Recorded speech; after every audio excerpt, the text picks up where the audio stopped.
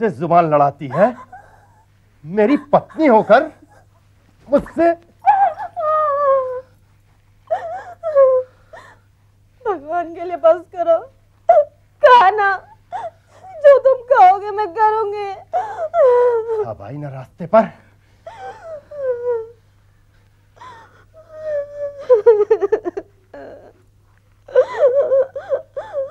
ये तेरी जोरू ना काम की ना काज की, ऊपर से मना करती है कि मैके से मैं और दहेज नहीं लाऊंगी।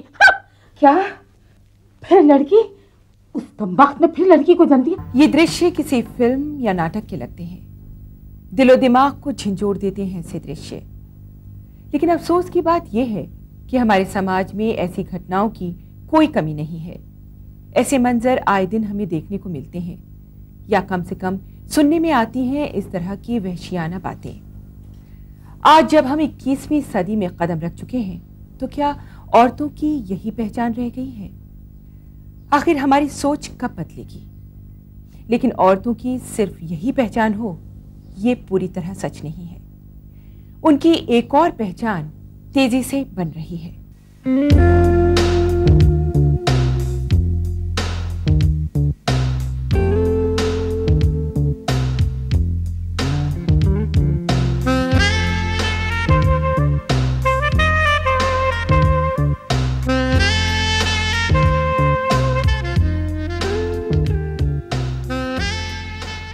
आज जिंदगी का शायद ही कोई ऐसा पहलू हो जिसमें औरतें मर्दों के साथ कंधे से कंधा मिलाकर ना चल रही हों। जितनी सशक्त आज की महिला हो चुकी है और धीरे धीरे वो जितनी ताकतवर बनती जा रही है, इतिहास में ऐसा पहले कभी नहीं हुआ। पूरी नारी जाति में जो जागृति हम आज देख रहे हैं, उसका एक मुख्य कारण औरतों का तालीम पाना और दूसरा उनके दिलों में इस बात का एहसास जागना है कि घर और समाज में उनकी अहमियत मर्दों से कम नहीं है। जब 10, 15 या 20 महिलाएं आप गांव के या एक पिछड़े क्षेत्र के परिप्रेक्ष्य में देखें, जहां महिलाओं को शिक्षा की सुविधा उपलब्ध नहीं है, इलिटरेट हैं, अक्सर ये देखने में आया कि वो अपने हस्ताक्षर भी नहीं कर पाती हैं और साथ में गरीबी है। जब वो 10-15 महिलाएं एक साथ बैठती हैं और बार बार मीटिंग करती हैं, तो उनको अपने बारे में, अपनी आवश्यकताओं का ज्ञान होता है बातचीत करने से। उनका सामान्य ज्ञान या अवेयरनेस बढ़ती है, उनको स्किल्स डेवलप करने की संभावनाएं मिलती हैं, उनको ये मालूम होता है कि क्या क्या हम कर सकती हैं। उनको बचत और ऋण की सुविधा तो मिलती ही है सेल्फ हेल्प ग्रुप के माध्यम से, साथ ही जब वो बार बार मिलती हैं उनमें एक आत्मविश्वास पैदा होता है। लगभग 70% काम घर का औरतें करती हैं, तो हमको लगा भी ये इतना महत्वपूर्ण एक समाज का, और 50% औरतें हैं किसी भी समाज में, तो उनको ऑर्गेनाइज करें, क्योंकि घर का सारा काम, चाहे वो खाना पकाने का है, साफ़ सफाई का है, बच्चों का है, उनकी एजुकेशन का है, खेती का, पशुओं का सारा काम या पानी लाने का सारा काम औरतें करती हैं। तो उनको हम ग्रुप में माध्यम से ला करके उनको ट्रेनिंग दें सभी चीज़ों के बारे में, और फिर उनके साथ साथ उनको और IGP के बारे में, इनकम कैसे उसमें बढ़ाएं। तो हमको लगता है ये एक सफल प्रयास होगा, और एक गृहिणी है वो एक अच्छी मैनेजर है कंपेयर टू मेल। इसमें हमको ऐसे परिणाम मिले हैं, ये हमारा जो ये मानना है, ये एक हमारे अनुभव के आधार पर मानना है। तो इसलिए हमको सफलता ज़्यादा मिली है, और हमको लगता है कि ऐसे प्रोग्राम में औरतें ही ज़्यादा आगे बढ़कर इसमें हिस्सा ले सकती हैं और काम को आगे तक पहुंचा सकती हैं। महिलाओं के उत्थान के लिए बहुत सी संस्थाएं काम कर रही हैं। दरअसल इस क्षेत्र में आत्मनिर्भर ग्रुप्स की भूमिका काफी अहम है। जब आप एक स्वयंसेवी संस्था बनाते हैं तो उसका एक उद्देश्य होता है कि आप समाज में क्या बदलाव लाना चाहते हैं और कौन से वर्क के लिए लाना चाहते हैं। क्योंकि मैं महिला हूँ, और महिला होते हुए मैंने समाज में बहुत कुछ उतराव चढ़ाव देखे हैं, और अनुभव भी किया है कि यदि हम महिलाओं के लिए कुछ करें, ख़ास तौर से जो कि वो वाली महिलाएं जो पिछड़े वर्ग की हैं, जिस तक पहुंचना मुश्किल होता है, या उसको यही नहीं मालूम कि स्वयं से ही संस्था उसके लिए क्या कर सकती है। इन सारी योजनाओं का उद्देश्य सिर्फ इतना है कि महिलाएं अपने पैरों पर खड़ी हों, खुद जिंदगी से संघर्ष करना सीखें, अपने अंदर इतना आत्मविश्वास पैदा करें कि उन्हें अपनी जिंदगी गुजारने के लिए किसी और के सहारे की जरूरत ना पड़े। आइए हम आपको एक ऐसे ही पहलू से रूबरू कराते हैं जिसमें ना आत्मविश्वास की कमी है, ना ही संघर्ष क्षमता की। बस कमी है तो ये कि वो अपने पैरों पर ठीक से खड़ी नहीं हो पाती। लेकिन इसके बावजूद वो अपने मकसद में कामयाब है। वो अपनी जिंदगी भरपूर अंदाज में जीना चाहती है और उसी की तरफ उसके कदम मजबूती से बढ़ रहे हैं। मेरा नाम ममता असवाल है। मैं चाय का होटल चलाती हूँ और जब टाइम मिलता है उसमें घर में भी करती हूँ। थोड़ा बहुत घर का काम कर लेती हूँ, रद्दी वगैरह बना लेती हूँ, बच्चों के साथ उनको पढ़ा देती हूँ। शुरू में तो ऐसा लगता था कि ये भी काम मेरे नसीब में लिखा हुआ था, जो हमने कभी सोचा ही नहीं था। पहले पापा थे तो इन चीज़ों का कभी ध्यान ही नहीं रहता था कि हमें ये करना पड़ेगा। खेल कूद में सारा टाइम बीत जाता था। पापा के मरने के बाद फिर सब परेशानियां आ गई हैं सारी सामने। इग्नू एक ऐसी संस्था है जहां पर हर प्रकार के लोग जो है वो एंट्री पा सकते हैं, चाहे वो आयु में बड़े हैं, चाहे वो विकलांग हैं, चाहे वो छोटी उम्र के हैं, चाहे वो बड़े हैं, चाहे वो पुरुष हैं, चाहे वो महिलाएं हैं। इग्नू के द्वार हर एक के लिए खुले हैं। जैसा कि भी आपने कहा कि अगर कोई औरत छोटा सा कोई व्यापार कर रही है या कोई सब्जी की दुकान लगा कर बैठी है या कोई चाय का ढाबा लगा के बैठी है, तो वो हम तक कैसे पहुंचे। हम अपने प्रोग्राम्स के बारे में समय समय पर अखबारों में इंफॉर्मेशन देते हैं। हम रेडियो पर भी बहुत तरह से विज्ञापन के साथ ये इंफॉर्मेशन देते हैं कि इग्नू का द्वार आपके लिए शिक्षा के लिए खुला है। तो आपके पास बहुत तरीके हैं, अगर आप में इच्छा है पढ़ने की, किस कोर्स को आप कब ज्वाइन कर सकते हो और उस कोर्स को करने से आपको क्या फायदा मिल सकता है। महिलाओं की तरक्की के लिए श्रीमती प्रभा चावला वास्तव में कुछ करना चाहती हैं और उनका योगदान इस क्षेत्र में कुछ कम नहीं है। उन्होंने इग्नू में महिलाओं के लिए कुछ नए कोर्सेज भी शुरू किए हैं। आइए उनसे पूछें कि उन्होंने महिलाओं के लिए कौन सा नया पाठ्यक्रम शुरू किया है और उससे महिलाओं को क्या क्या फायदे होंगे। हाल ही में हमने कोर्स जो शुरू किया है वो है महिलाओं को ग्रुप्स में फॉर्म करके और उनकी प्रगति के लिए, उनकी इकोनॉमिक एम्पावरमेंट के लिए हमने कुछ एक उनको तौर तरीके बताए हैं जिससे वो अपना फैमिली का स्टेटस ऊंचा कर सकती है। इससे बड़ा और कार्य नहीं हो सकता। तो दूर संचार शिक्षा के माध्यम से हमने ये कोर्स चलाया है और इस कोर्स के ज़रिए हम ज़्यादा से ज़्यादा महिलाएं जो कि ग्रास रूट लेवल पर काम कर रही हैं उन तक पहुंचने का हम प्रयत्न कर रहे हैं। सुना आपने, श्रीमती चावला महिलाओं के लिए कितना कुछ कर रही हैं और आगे भी बहुत कुछ करना चाहती हैं। लेकिन महिलाओं को कुछ काम धंधा शुरू करने के लिए जरूरत होगी धन की। लेकिन सवाल यह है कि धन आएगा कहां से। अरे भाई, अब तो बहुत सी संस्थाएं महिलाओं को लोन दे रही हैं जिसे माइक्रो क्रेडिट कहते हैं। आइए देखें कि ये माइक्रो क्रेडिट आखिर है क्या। Credit and microcredit, difference is microcredit. Micro between credit and microcredits, only difference is micro. Micro means small. So any amount of credit which is very small is known as microcredit. There is no lower limit, there is no higher limit. So anything small is microcredit. And by microcredit mean you give small loans to small borrowers. Those people who want very less amount, give some credit or loan to them, that is microcredit. Micro enterprise और micro credit system ने महिलाओं को दिया है आत्मविश्वास, संघर्ष क्षमता और अपने पैरों पर खड़े होने की ताकत।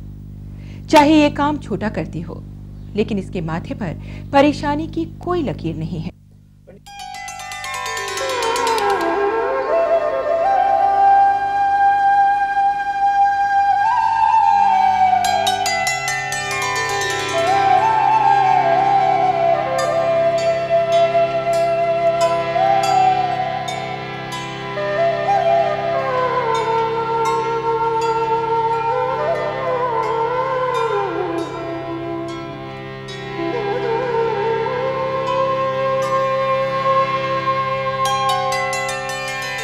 मेरा नाम संतोष। पहले तो ऐसे ही करा थोड़ा थोड़ा किसी से ला के, और उसके बाद फिर लोन लिया मैंने 1000 रुपये का लिया शुरू में। जो थोड़ा और बढ़ाया उसके बाद फिर और थोड़ा थोड़ा पैसा वो चुकाया, फिर और लिया दोबारा। मैंने 2,500 रुपये लिया, फिर वो बढ़ाया, आलू की बोरी लाई, प्याज की बोरी लाई, सब्जी और सही सही ला के लगाई। इस प्रकार का लोन जो आर्थिक गतिविधि के लिए भी है, काम धंधे के लिए, और साथ ही जो इमरजेंट सिचुएशन है, मेडिकल ट्रीटमेंट या इस प्रकार की, उसके लिए भी अवेलेबल है। और छोटी ऋण राशि है और जो बार बार चाहिए उसको माइक्रो क्रेडिट कहा जाता है।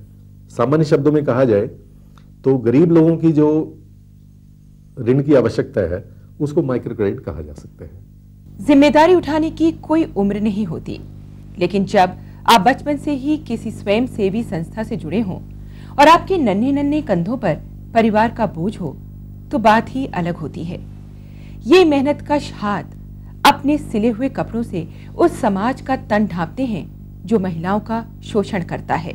मेरा नाम है मीरा, मैं इंडिकेट संस्था से जुड़ी हुई हूँ और लोन भी मैंने लिया है। पहले मैंने यहीं से सिलाई सीखी थी 94 में। यहाँ से जब मैंने 6-7 महीने सिलाई सीखी तो वहाँ पे मुझे पता चला कि यहाँ पे बचत का भी काम होता है, तो मैंने मम्मी से छुप के 30 रुपये से काम चालू किया था ये बचत का। अब मेरा है 60 और कभी 100। पहले मेरे पास एक ही मशीन थी, जो भी ऐसी पुरानी सी मशीन थी, तो मम्मी कर लेती तो मैं बैठ जाती थी और मैं कर लेती तो मम्मी बैठ जाती थी। फिर हमने अब 10,000 रुपये लोन लिए हैं, उससे हमने अपना मतलब काम बढ़ाने की कोशिश की।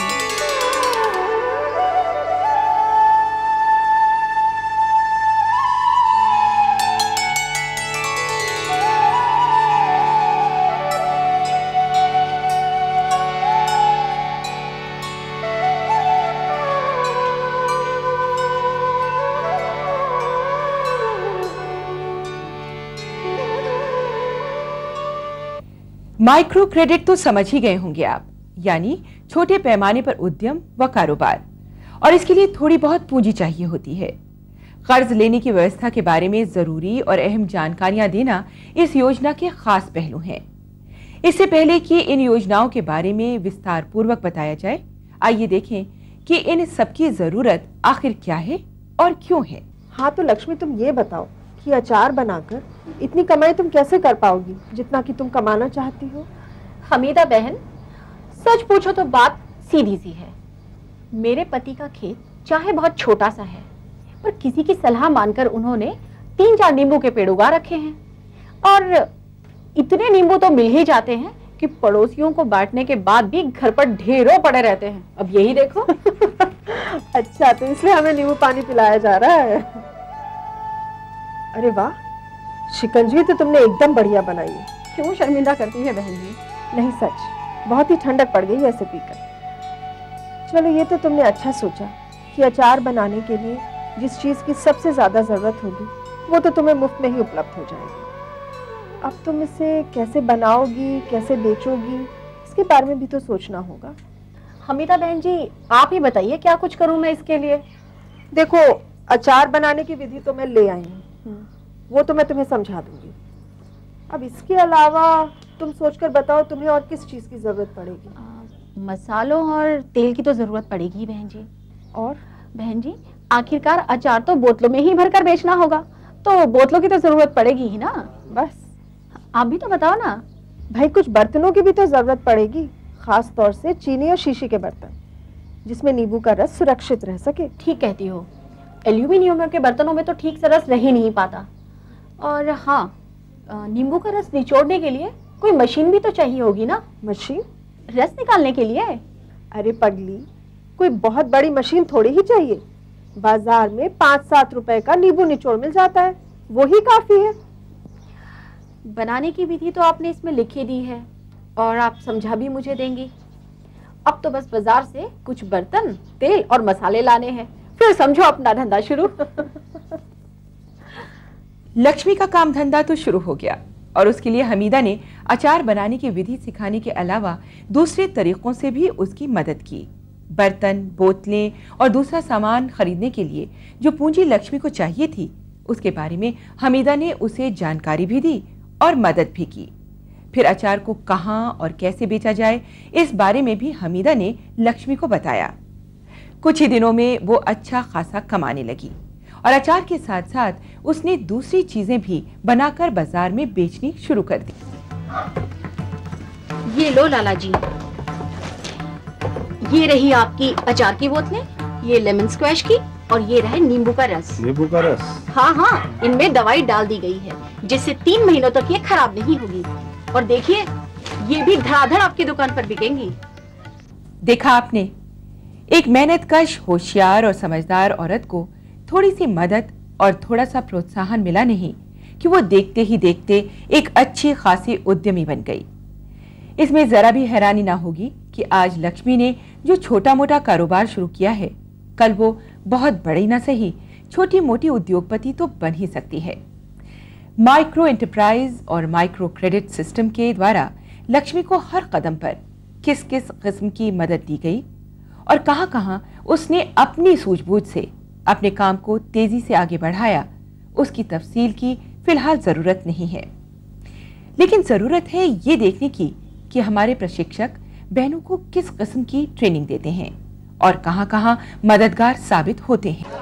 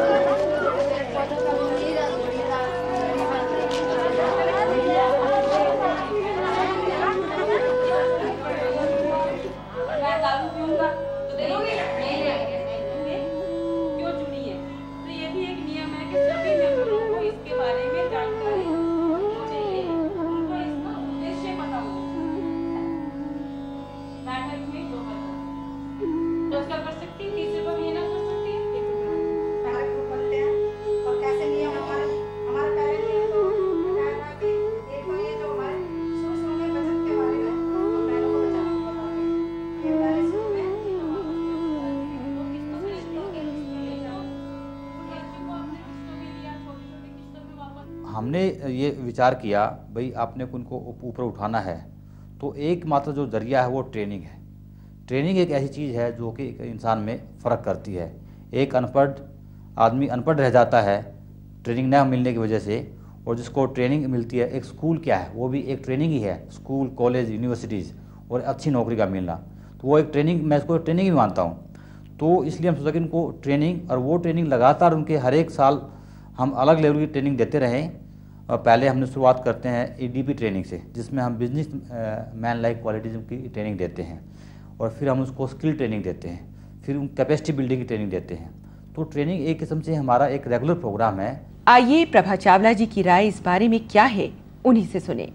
महिलाओं की ट्रेनिंग कैसी हो, ये इनसे बेहतर कौन जान सकता है। हर एक औरत कुदरती रूप से अच्छी मैनेजर है। आप कोई किसी भी घर गृहस्थी में जाकर देखो, वो घर गृहस्थी सफल घर गृहस्थी है जहाँ पर कि औरत अच्छी इन्वॉल्वमेंट से उसको चला रही है। लेकिन एक औरत जिसमें कि इनबॉर्न फैकल्टी है मैनेजर की, उसको माइक्रो क्रेडिट और माइक्रो एंटरप्राइज के लिए ट्रेन करना बहुत आसान है, क्योंकि जन्म से उसमें ये एक इंस्टिंक्ट है।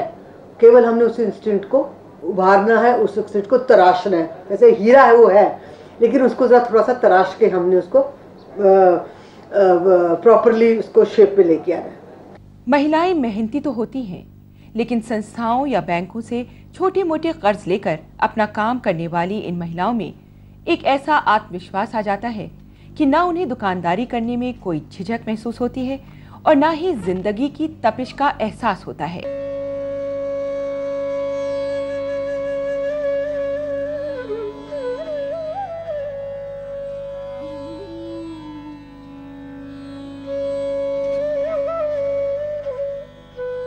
सबसे पहले तो उसको उस उद्योग के बारे में जानकारी होना बहुत ज़रूरी है। दूसरा रॉ मटेरियल, कि इसका मटेरियल कहाँ से आएगा। अब मान लीजिए आप जूट की बात करते हैं, लेकिन जूट तो यहाँ नहीं मिलता, तो उस महिला को इस बारे में पूरी जानकारी होना बहुत ज़रूरी है कि आप कौन सा कार्यक्रम कर रही हैं और उसका जो सामान है वो कच्चा सामान कहाँ से मिलेगा। लेकिन साथ ही साथ ये जानना भी ज़रूरी है कि बहनों को अपने कामकाज के लिए, छोटे मोटे उद्यम के लिए कैसे तैयार किया जाता है और वो ये सब करती कैसे हैं। आइए देखें वॉशिंग पाउडर बनाने वाला ये ग्रुप किस तरह काम करता है और इन बहनों ने उसे कब और कैसे शुरू किया। ये वॉशिंग पाउडर हमें 2.5 साल से हो गया है, जब से हमारा ग्रुप बना है। हम सातों ने मिल करके ये काम किया और शाम के टाइम स्टार्ट करने के बाद में ट्रेनिंग लेकर के, जैसे घर का काम खत्म करके शाम के 6 बजे के बाद में हम 2 घंटे लगाते थे 7 औरतें। कभी कोई ड्राम वगैरह उठा करके काम करना और 2 घंटे में ही पूरा बन जाता था। जितनी हमारी डिमांड होती थी, जैसे उसमें बाजार में बेचना है या औरतें मंगा रही हैं, उतना ही हम शाम को सर्फ बना देते। तो अभी हमारी होटल से बातचीत हुई है, तो वहाँ पर 11 होटल है, तो उन्होंने कहा कि भाई हमको तीसरे दिन 200 किलो माल चाहिए। तो हमारा 200 किलो माल भी तीसरे दिन उठ जाएगा, तो हमको तो बात काफ़ी, इस पर 1 रुपये में बचेगा तो हमको काफ़ी इनकम होगी इससे। तो इससे लगता है कि भाई हमारा ग्रुप बनाने से बहुत फ़ायदा हुआ है।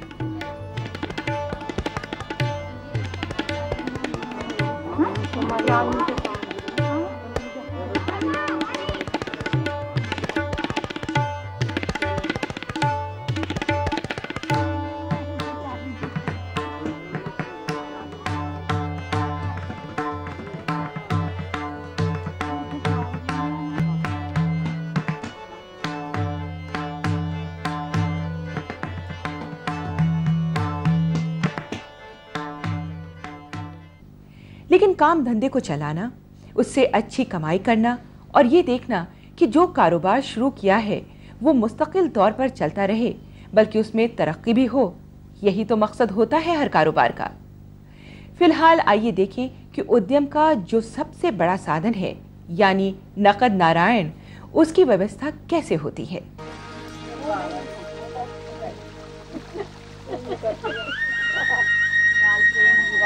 लिखने में थोड़ा वो होता है ना, याद रहते 2 नाम होते, जैसे 3 नाम सरस्वती है तो फिर हमें नाम के तो नहीं होते ना, 4 भी निकल आए, 1 नाम 2 भी निकल आए, 5 भी निकल आए, पुरानी वाली